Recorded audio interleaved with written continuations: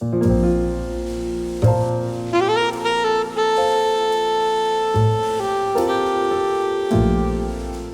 Nathan here with PixelPipes, and today we're going to do something a little different, a Q&A session with some of your most burning questions answered right here. These were questions taken from a post on my community tab on my channel asking for submissions for questions that you wanted to have asked, and similarly on Twitter. And I also took questions off of the comments of my videos. So sit back, relax, and let's get started. How did it all begin for you? What first got your interest in old hardware, and what made you start sharing that with YouTube? Asked by Cybercat. How's it going, Cybercat?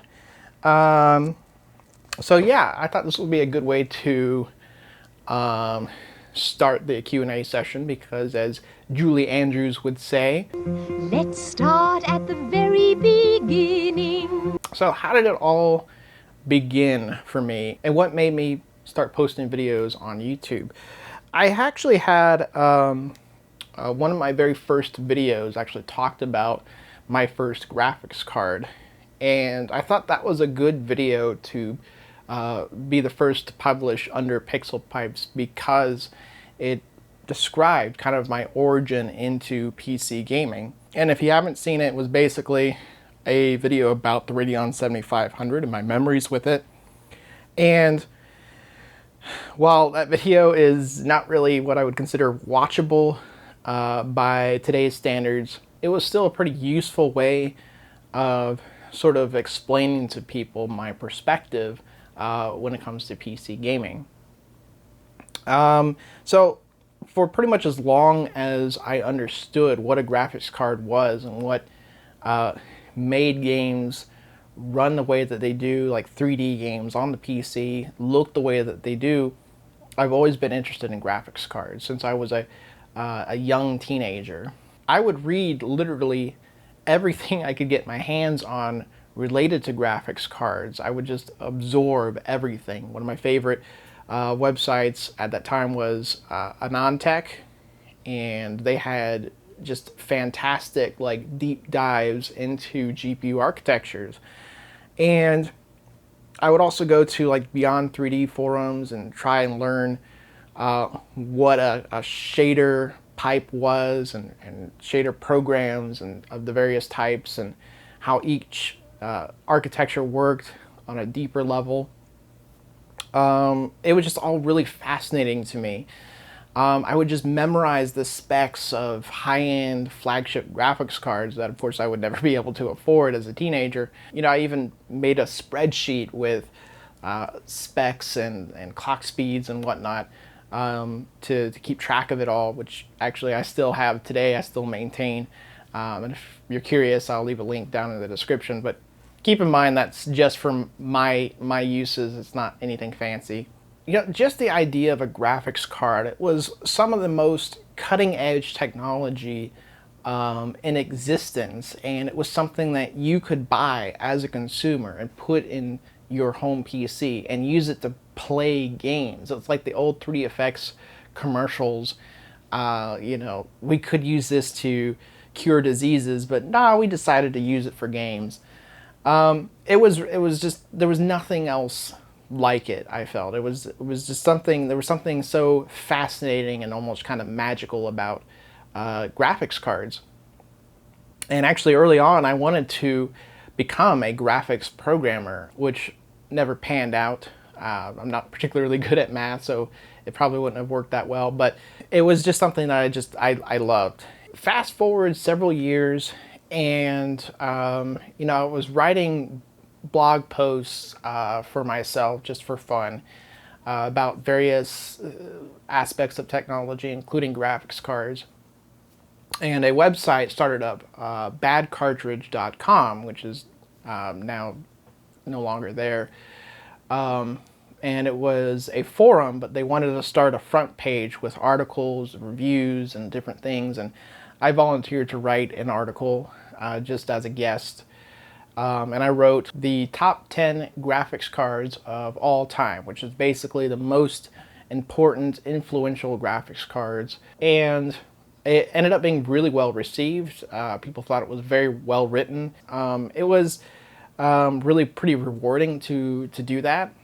But it was around this time that I decided I kind of wanted to buy a flagship graphics card from every generation, going back to like the first G4s, going back to like 1999, and either just put them on the wall or do something with them. And we're talking like 2010 or so.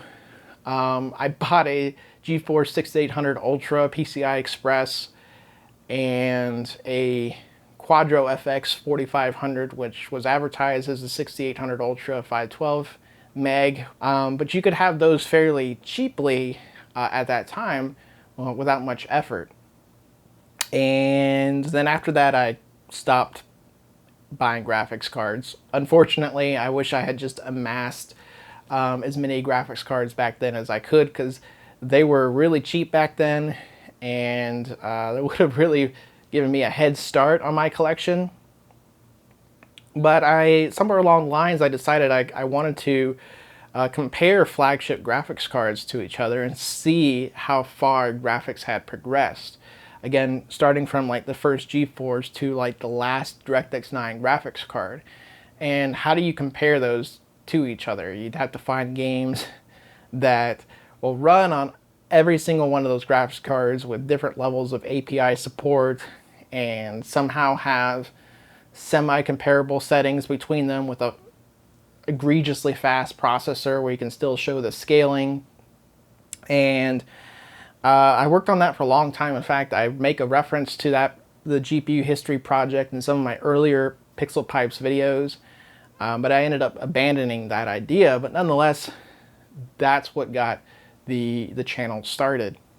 And I have to give a big shout out as well to Phil's Computer Lab, which was a big influence on posting videos as well, because I had kind of put all that retro graphics card enthusiasm aside for several years, and then I found his channel, specifically a video about running Far Cry in Windows XP.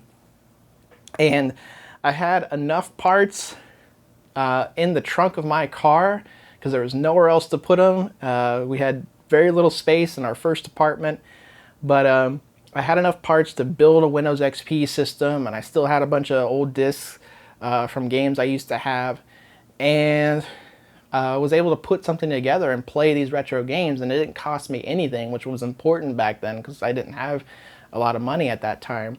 What started as a weekend project ended up being like weeks worth of just, this is so cool. I just ended up having so much fun with it, and that got me back into being enthusiastic about retro hardware, and specifically graphics hardware. So that was another very important push towards me starting PixelPipes. Another one asks, why have you decided to make PixelPipes, and what makes you run for your dream? Do you have a goal that is still out of your reach? So I kind of explained the origin of the channel, sorry about the chair, and why I started posting videos. As far as what makes me run for my dream, well, it's really just my enthusiasm for retro graphics cards and just the history of 3D acceleration in general. This stuff still fascinates me. There's so much that I still look forward to making. Even if it's videos that other people have posted, I still enjoy making, giving my own take on it. And there's tons of stuff that hasn't been really covered on YouTube that I have to look forward to. So that really keeps me going, and the community support and the people enjoying the videos and commenting on the stuff I make positively is it's very uplifting. I know I've been a positive influence on others to produce their own videos, and I love that. I love encouraging other people to share in the enthusiasm of retro PC hardware. And I want to give back to the community in some way. So as far as if I have a goal that's still out of reach, well, I don't really know that I have any concrete goals with the channel. Early on, I had a goal of just like 1,000 subs, and I figured if I hit that, then I have something a little bit more serious that I could dedicate more time to. Now, you know, I'm over 10K, but I don't really have any goals as far as like sub counts or anything like that. Financially, I don't have any illusions of, you know, making a living off the channel. I don't think that's really a realistic goal these days. It's very, very hard to get into that with YouTube, and especially if you're starting this late, it's a very tough gig. But I've always had a goal for the channel to make my hobby basically self-sufficient. So instead of spending my own money that I earn at my job on hardware and stuff for the collection or for videos, I want the channel to eventually be able to pay for itself and to break even.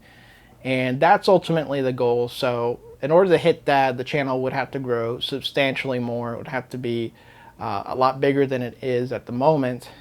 And I would perhaps maybe need to consider some other avenues of you know, raising support and raising the return that I get on the videos that I make. And that'll be something I'll be looking into probably pretty soon. But, you know, for now, I just do it out of, you know, love of making the videos and just having fun with it and making the videos that I would want to see, because that has always been the goal. I just, you know, these are the kind of things that as a person that watches YouTube a lot, I would want to watch from other people. And unfortunately, there's not a ton of people out there that make in-depth history videos on hardware. It does take a lot of time, so I can kind of understand why some people kind of shy away from it. It's a lot of work, but it's worth it. Those are always the most enjoyable types of videos to watch. And so that's what I'll continue to do. Retro Amateur asks, what is the rarest card in your collection? Which did cost you more to obtain, and which is your favorite? So which cost me the most to obtain, and what is my favorite, and what is rarest? Well, the rarest card is still the GeForce FX 5800 Ultra. I have a number of rare cards, but since I got that card, it has not been surpassed yet in terms of rarity. And fortunately, it is now a working card. It's actually not the one I originally purchased, because I thought I had killed that one, which is why I made that infamous video. Turns out I did not kill it. It was just bad solder joints on the memory. I actually traded that card for a working one, which is what I have now. And it's still the rarest card. Awesome to have in working condition, and I was really excited to be able to make videos being able to test it, because you've seen videos on YouTube before about it, but no one actually running benchmarks or testing it like it is a graphics card. As far as what costs the most to obtain, I'll be honest, I never spend more than $110 on any piece of retro hardware, and graphics cards are the ones that, of course, I focus the most on. And that might sound like a lot of money for retro hardware, but considering what these things can go for, I mean, they go for hundreds in some cases. I've been very fortunate to have the collection that I have and never had to have spent more than like $110. And I've spent that much twice, I think. First on the 5800 Ultra, and then also on the GeForce 256 DDR 64 meg, which is any 64 meg GeForce 256 is exceedingly rare. And oftentimes you have to get kind of sneaky about finding them, like using like serial codes and things like that, or looking for intentionally looking for badly labeled listings, and you just have to know what the card looks like at a glance as you're scrolling through. As far as what is my favorite graphics card, no. I don't have a favorite. I'm not gonna try and pick one, so forget about it. I have so many favorites. I just love graphics cards. I can't get enough of them. I love the 5800 Ultra because of everything that is wrong with it in just the most interesting ways, and the fact that it sold so poorly. But I also love the GeForce 256. I love the GeForce 3. I love the 9700 Pro, the original Radeon. I love the Voodoo 5 5500. There's too many. I cannot pick a favorite. I just love graphics cards, man. A similar question to that is, what is your rarest computer component? I don't really collect rare computer components besides graphics cards. I have uncommon computer components, but none of them are really rare. Probably the least common computer component I have is a motherboard, the ASRock AM2 NF3 Vista, which is my AGP test platform currently. It's just a really obscure AGP board that can take Phenom 2 processors. So it's been a really great test platform for especially later AGP graphics cards. You know, the rest of the hardware I have is mostly just uncommon stuff. Like I have an Athlon XP 3200 Plus, which is, again, it's not rare at all, but it was the last Athlon XP like enthusiast flagship CPU released to the consumer market, so it's a little bit sought after, but I wouldn't even consider it the best one to buy, especially when you're taking into account overclocking. But yeah, other than that, really nothing stands out. What is the best deal you ever got on a graphics card?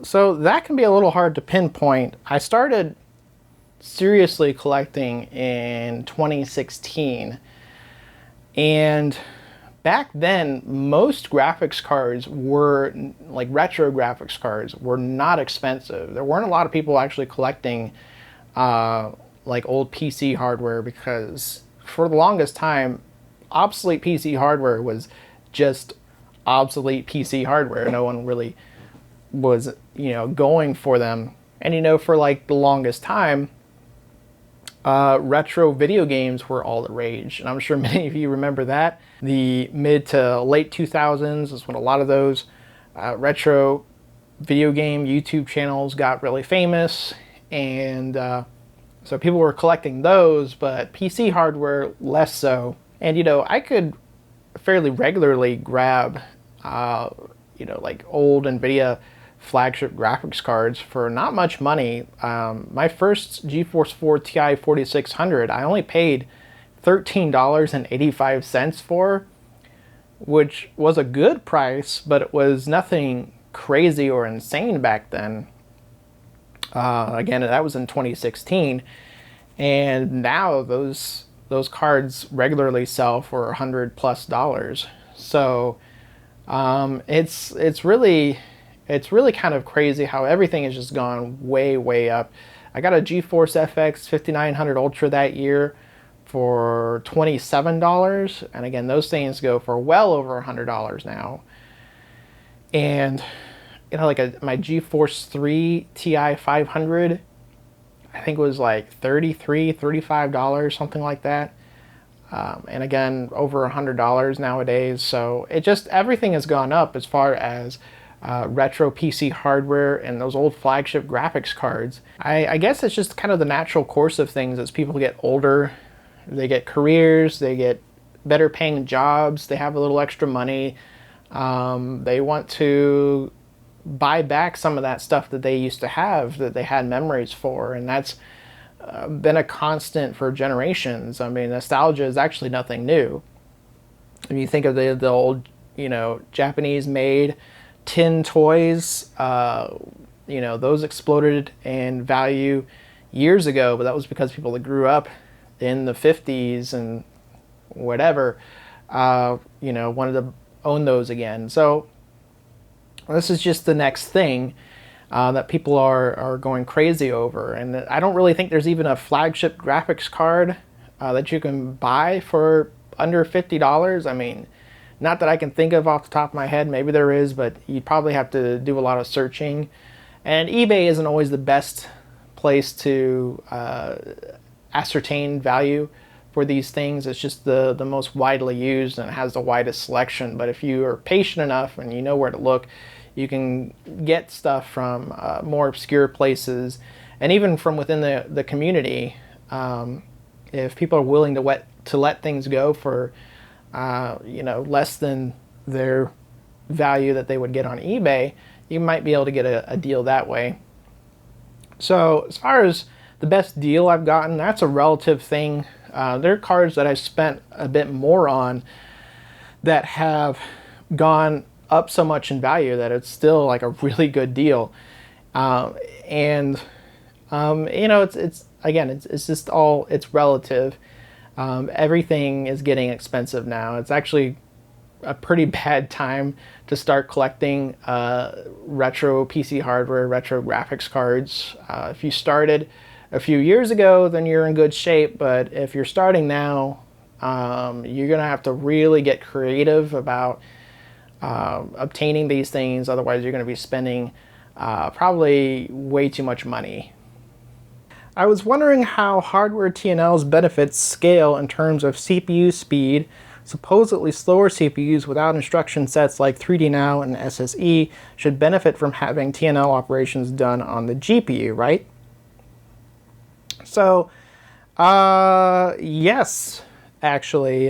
When TNL first launched, it was really intended for low-end CPUs, which was kind of counterintuitive because only the most expensive graphics cards had it, at least in the very beginning.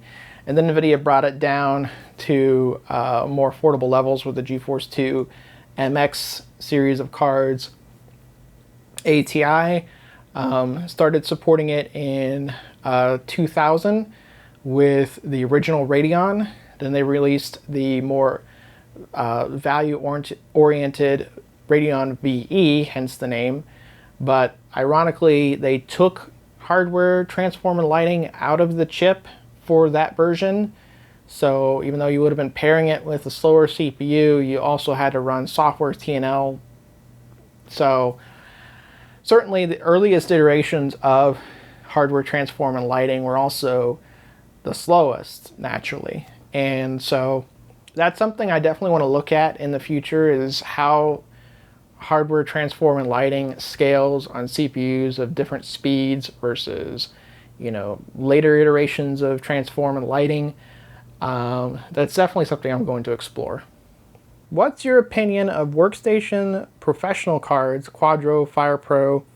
Do you consider them viable alternatives to consumer-focused cards, or have you any interest in them at all? I was actually asked by the Obsoletist. Hello, the Obsoletist. Can't wait for your big return to YouTube. Yeah, so workstation graphics cards are kind of interesting. I don't actually collect them actively. I know there's a lot of people that are actually pretty enthusiastic about them.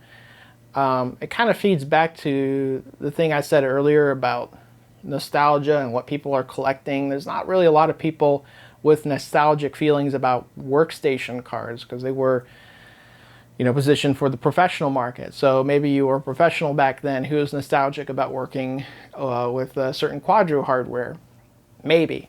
But the fact of the matter is, these are the pieces of hardware that have probably depreciated in value the most out of pretty much anything in the PC world, because they used to sell for thousands of dollars, and now they are among the cheapest hardware you can buy on the secondhand market, because companies will just offload droves of these professional cards and they sell for like a fraction of what the consumer equivalent would sell for. And yes, if you didn't know, a lot of times Quadros or FireGL cards or Fire Pro cards will use the same GPUs as their consumer counterparts with certain features locked away, or I should say unlocked. I do have a few professional cards, a few Quadro cards. I did have one Fire GL card, which was the 8800, which is basically the equivalent of the Radeon 8500. It actually has a bit of a clock speed advantage, and, especially in terms of memory. And they're not bad, but you have to work around if you want to use them for gaming.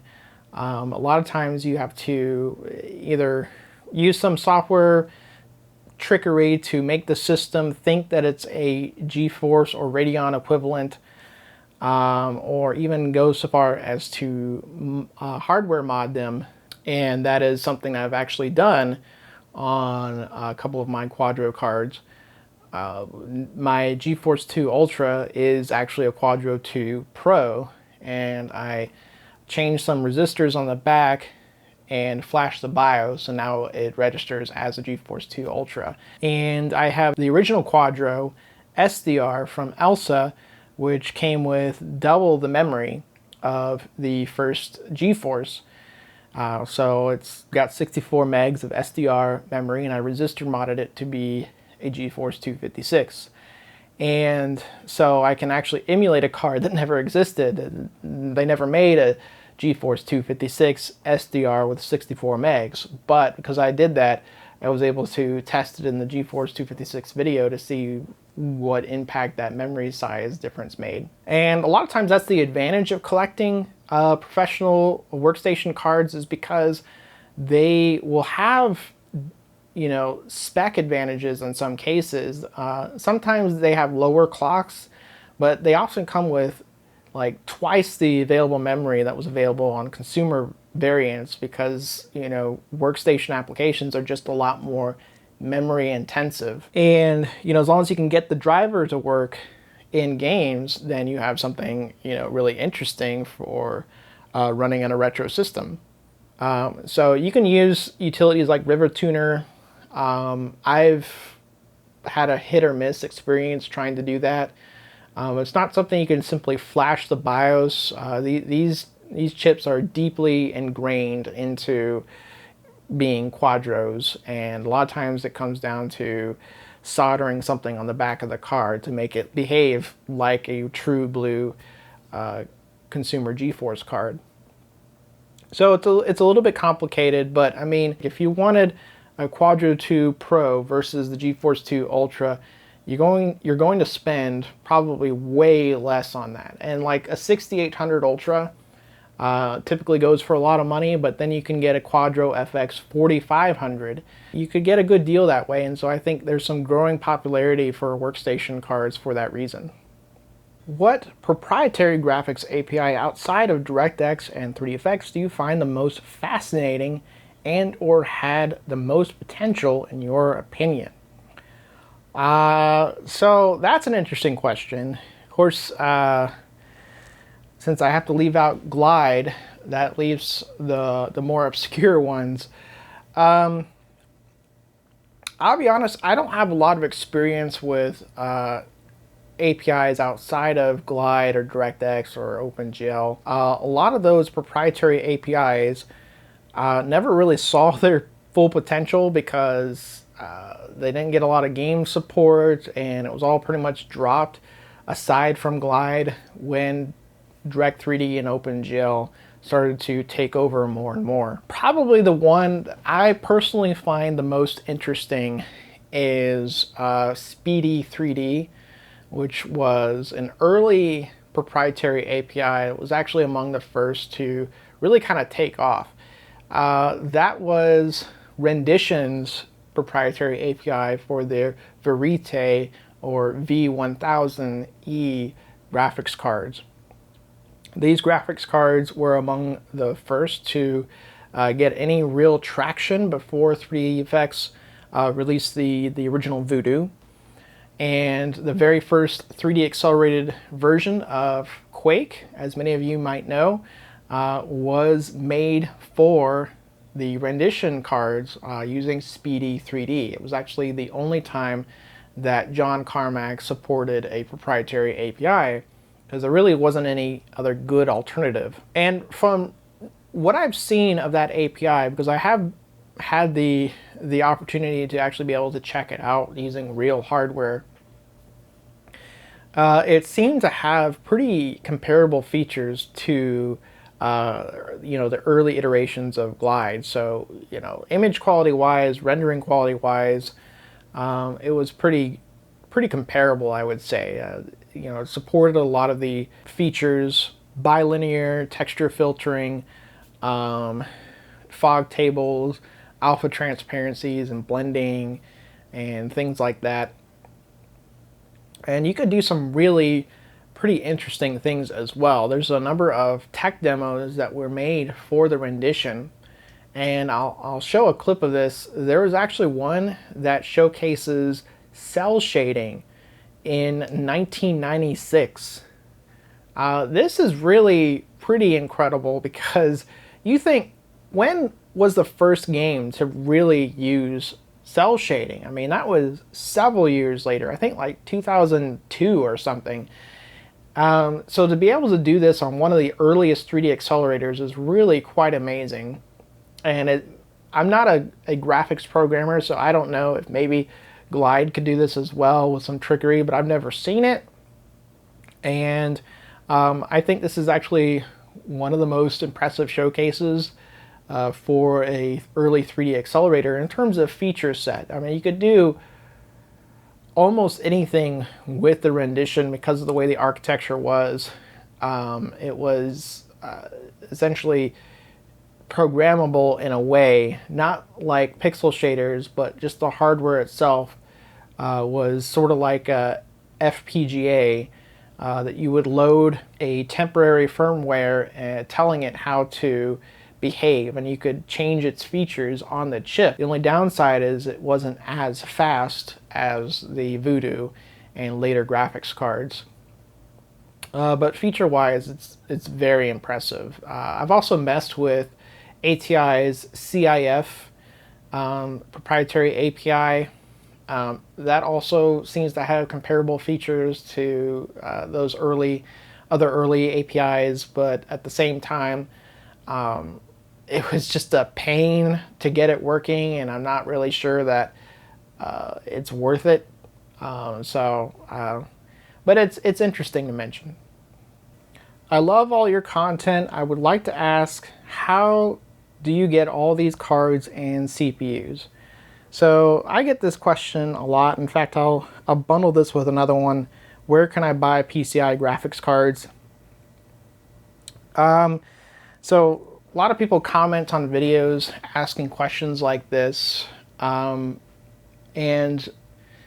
I get that maybe just the act of collecting things is not something everybody does. So maybe you don't understand the process of having a collection, but it's really the same as everything else. It is just diligence and patience, and over time, adding a little bit every now and then until you amass a collection. Sometimes too many things, and then you end up with too much stuff. But that happens a lot with hobbies like this and collecting in general. Yeah, it's not that I stumbled on some amazing Craigslist deal and got an entire collection all at once. And if you're wanting to enter collecting in general, do not expect to do this. Expect it to take a long time. This is why big collections are really impressive, because they took years to amass these things. So when people ask, where can I buy one of these? Well, the fact of the matter is, most of my collection is eBay. I've made very few deals outside of eBay, some on Discord and maybe a couple other places, but the vast majority of it is just searching eBay daily for deals and things. I'm actually trying to cut down on my collecting, and I really haven't bought as much And I've actually stopped accepting donations as well because I just have too much stuff, and I have more than enough to make videos on for the next several years. So there's not a lot that I really need anymore. But yeah, that's how I get my stuff. When will you be showing Matrox some love? Love your channel, keep it up. Thank you for that. So Matrox, yes, definitely at some point. I do have a handful of Matrox cards. As many of you know, Matrox generally focuses on the professional market. They're still around, although I don't think they're as popular as they used to be. I don't even think they use their own chips anymore. I haven't looked that deeply into it. But there were a couple of instances where they made consumer-oriented graphics cards, and one of the most famous ones was the G400 Max, which was actually very competitive among high-end graphics cards in 1999. And I do have one of those. I do plan to cover it at some point. Their last attempt at the consumer graphics card market was the Parhelia 512, which very closely preceded the Radeon 9700 Pro and was basically rendered obsolete soon after it launched. Unfortunately, it just didn't get anywhere. It had an interesting feature, as most Matrox cards did, where it supported multiple displays. G400 Max could do 2 displays. The Parhelia could do 3 displays for triple head gaming. So they have interesting quirks to them, different features from other graphics cards. Before that, they have other older graphics cards in the very early days of 3D acceleration, where they attempted to enter the gaming markets, and a lot of those are just downright terrible. I mean, they're very early, but they don't really have competitive feature sets, I would say. In some cases, they either don't support texture, hardware texturing, or they don't have texture filtering, things like that. So I haven't really had any interest in acquiring or covering any of those really early, like Millennium or Mystique cards. But technically anything 3D acceleration falls within the scope of the channel. But I do have to kind of limit it somewhere. So generally cards that support like the DirectX 5 standard features and better is where I kind of draw the line as of right now. But definitely Matrox content is coming. I can't say when. I don't make any promises as to when I'm going to make videos. It's a matter of how much free time I have, and I usually only plan 2 or 3 videos ahead. So I don't know when it's going to happen, but it's definitely going to happen. Just an idea, if you can find any FX 5900 Ultra, compare its performance improvements to the mighty FX 5800 Ultra. So yes, I definitely do have a 5900 Ultra, and I do plan to compare it to the 5800 Ultra, but think on a grander scale, not so limited to just those two. That's all I'll say for now. Can you review your 2900 XT with the fastest CPU? Wonder what it gets now with 512-bit memory bus with a fast CPU. While I do have a 2900 XT, I don't actually know for sure what I'm going to do with it. I know at some point it'll probably end up in a card battles video at the very least, but I'm having a hard time figuring out what unique perspective I can bring to that card, because to be honest, if you follow F2F Tech's channel, he has multiple videos on that line of graphics cards, and I actually assisted him with one of those videos, and pretty much any technical detail, anything that you could ever want to know about the 2900 series, he has covered. As one of his favorite series of graphics cards. There's not really a whole lot left to talk about there. He has tested it on fast CPUs, and he has compared it to a wide range of other graphics cards in games of its era, and also games after it came out. and I really think that's all there is to really say about it. So I think it's a really fascinating graphics card. It's definitely one of the biggest flops that ATI has ever made, at least in modern times, modern-ish times. So there's a lot of interesting things about it, but I just don't know if there's anything left unsaid about it. What do you use for capture and signal converting? So the capture card I have is an AverMedia Game Broadcaster HD, I believe it's called. It's not something you find too often. The sort of handy thing about it is it has both HDMI and a VGA port, and it's been found to be compatible with early, old 3D effects cards and the like. But it has some serious limitations, so I don't know that I recommend it to other people. It's only 30 frames per second at 1080, which means even at lower resolutions like 1280 by 1024 does not support the full 60 hertz. So I usually just back it off to 30. There's some settings in between, but they don't really look good out of sync with the video's frame rate. So it's very limited, and it's also very frustrating to try to get it to actually be able to pull a signal off a graphics card sometimes. There's a huge range of ATI cards that it has trouble with. I do have something that helps with that, which is a Seawell Direct active HDMI to VGA adapter cable, and that helps with getting a lot of older graphics cards to work through VGA, and I could just convert that to HDMI, and then I can split it off digitally into the DVI input of my retro monitor and then into the HDMI input on my capture card, and be able to capture, record, and also play or run the tests at the same time without any lag. But a lot of times it's a matter of setting a resolution and then changing the refresh down to 60, and sometimes it still doesn't pick up the signal, so I have to change to another resolution and then change it back, and then it sees it. I don't recommend it. I don't know if it's the hardware or the drivers or what, but it's a pain. I have to work around it constantly. So Ashley98 asks, what is your favorite graphics card company that makes the cards, and what makes them stand out from the competition to you? So hello Ash, friend from the Discord server.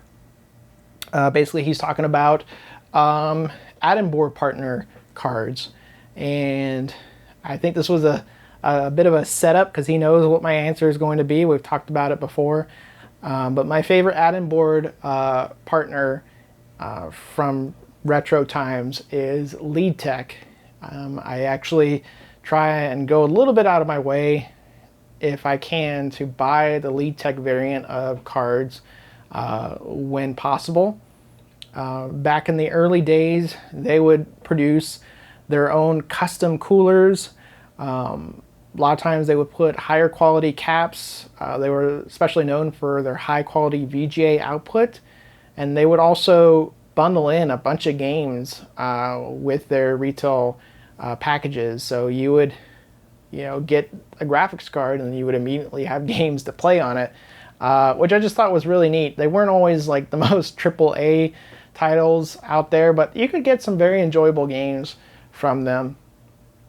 And they would have a whole software suite of, like DVD playback software and various things. So they were right up there with Asus or Chaintech or PixelView or any number of the board partners that would actually not just release a card, but actually customize it and make it unique.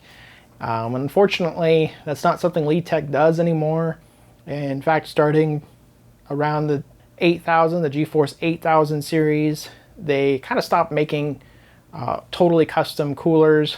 There's like a custom shroud on the 8800 series cards, but after that they kind of put less and less into their efforts, and now they don't even release in North America. I'm not even really sure what they do anymore. They still exist, but they're not the old Lead Tech anymore. But so I've just always been really fond of Lead Tech. They have some of the nicest looking retro graphics cards you can find out there. So yeah, I'm a big enthusiast of them. What was the biggest hardware letdown you've had? That is to say, something bought, either tested or untested, that you were super excited for, but it turned out to be dead. Well, the most infamous example, of course, is the 5800 Ultra. And that was certainly a disappointment at the time, and thanks to some generosity from a viewer, it ended up turning into a positive thing, and now I have a working one. But I've had a really hard time going back to Lead Tech, getting a GeForce 6800 GT or Ultra that had the copper cooler, but like double stacked, dual slot height. They'll usually sell as working. I don't see a lot of them listed as not working, but the problem is that dual stacked, dual height copper cooler is so heavy that when it goes through shipping, it's subjected to a lot of jostling around and probably G-forces and the like. And I think it just damages the solder points under the BGA chips. I'm sure it's something like that. Either way, they never survived shipping, and so I've bought multiple. I've bought like 3 different ones, and none of them ever came in working condition. So that's been a huge disappointment. I'd love to have one of those working, but at this point I don't even want to buy one because they're almost guaranteed to be busted when they get to me. And this last question, this is something I get a lot. Dude, why haven't you launched a Patreon yet? This is the kind of channel that is made for Patreon. So first of all, I really do appreciate the sentiment behind this question, because I hear this sometimes from people that just want to support the channel, and that's amazing. It's humbling, but the fact of the matter is I consider Patreon to be pretty much dead at this point. It's just completely oversaturated. Everyone's trying to jump on board Patreon.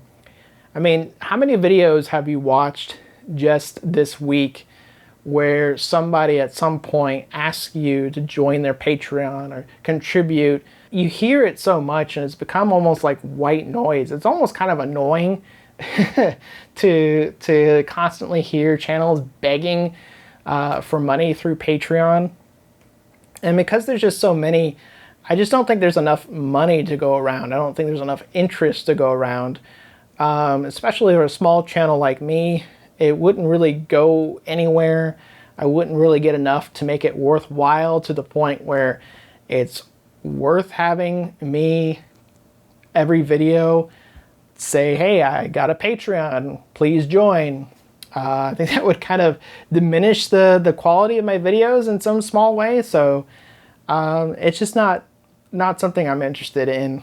There are certainly other ways to further monetize the channel, and there's some things I'm going to be looking towards doing in the near future. So you can expect to maybe hear some more about that in the near future, but Patreon will not be a part of it. Well, if you have stuck it out this long, thank you very much. I know this was definitely a longer video, and it's not everybody's cup of tea, but if you watched it, I hope you enjoyed it. Stay tuned, because I do have more videos on the scripted videos, which many of you will find probably more enjoyable. So look out for that. And until next time, thanks for watching. I'm Nathan, and this has been PixelPipes.